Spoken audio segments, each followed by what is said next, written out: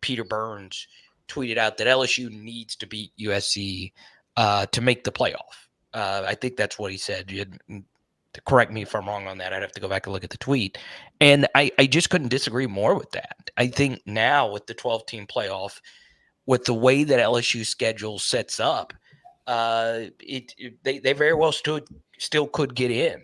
And there's a piece of me, I actually studied USC schedule earlier this week. You just automatically assume LSU's SEC schedule is just better than USC or just tougher. Man, I looked at USC schedule after this. It is still so unfreaking believably hard.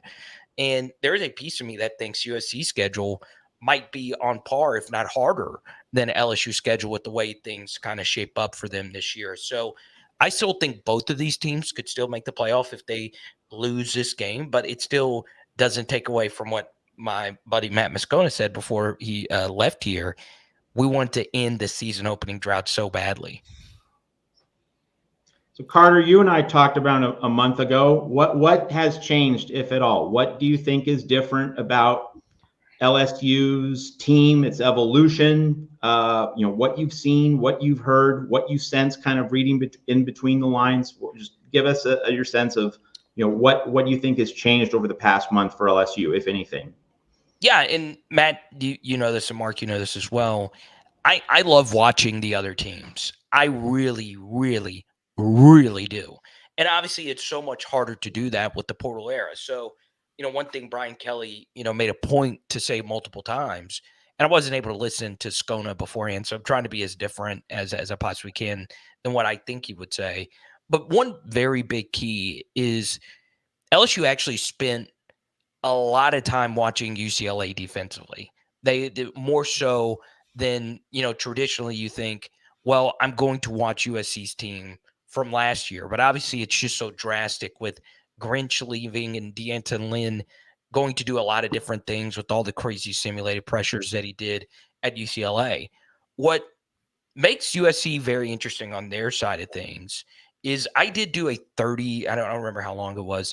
I did a super deep dive on Miller Moss. So I watched his Louisville game 2 times over.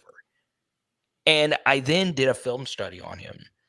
And I was blown the freak away. And I remember watching this Louisville game and not being as blown away as I was when I was rewatching him. And what I do when I do these film studies is I try my best to count how many truly special plays that you would think an NFL starter would make.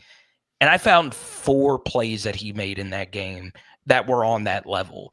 Like really high level, difficult, like there's nothing you can really do about it type of throws.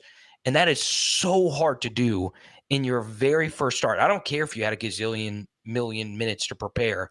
You still got to go out there and execute those types of throws. And that concerns me on the LSU defensive side of things.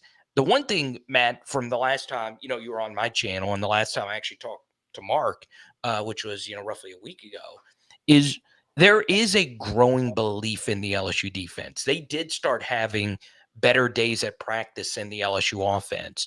They did start gaining confidence in what should be a youthful mixed with experience secondary.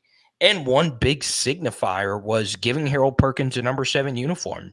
LSU already had a number 7 on the roster with Will Campbell, the offensive lineman, but they went on ahead and gave Harold Perkins a number 7 because they truly believe he's going to be special. So while personally Miller Moss has grown for me, the confidence in the LSU defense, not only from the coaches and the players, has also grown since the last time I talked to you.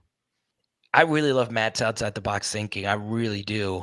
And I truly do believe a few weeks ago when he was talking about, LSU's offensive line versus USC's defensive line, USC's defensive line has grown on me. I'm very interested to see Baylor Alexander. I remember watching USC's defense in that bowl game and then looking at them and I was like, wow, they're so drastically different now.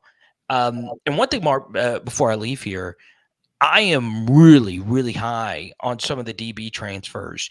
Some of their names slips my mind, but the fact that one of UCLA's safeties come over and he knows the system that Lynn wants, man, that is such a big, big advantage in the very first game that that somebody in that defense knows what Lynn wants out of the defense. So that's something that does make me a little bit more bullish on this USC defense in week one. So I've grown on liking this USC team, and I think this will be a legendary game one, and I can't wait to fly to Vegas on Thursday for an epic weekend.